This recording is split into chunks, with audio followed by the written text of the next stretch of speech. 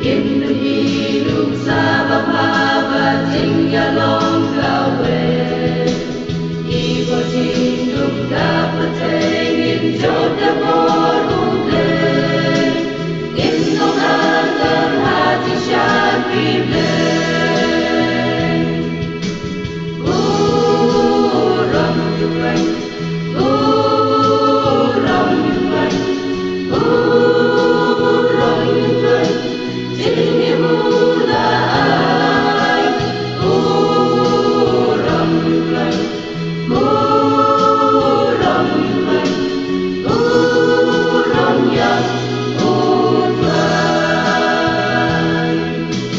Sangat pisan kongin long sai kisah kapertek Ban pingi mensim kodor ban rasa ulek Dajinge dongin syangnya ban air kisha ulek Unye don ringkan menagi pon Uram yukan Uram yukan Uram yukan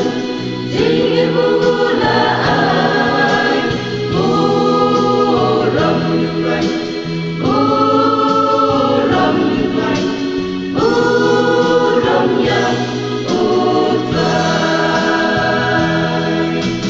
Inulay ka ong hangi ka baaya ubril Baungin ya kalingkor ka baudang samlang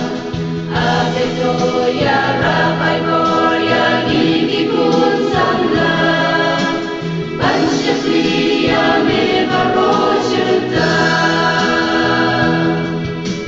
Uram yukan Uram yukan Uram yukan Tinggi mulai Uram yukan Uram yukan Uram yang utrai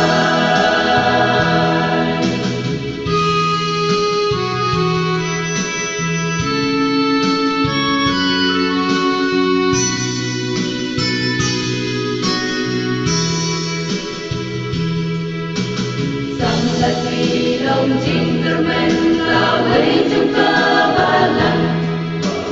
Dajing ingin dong kawai bansya kitang yulay Dajing iwan nensyo pajing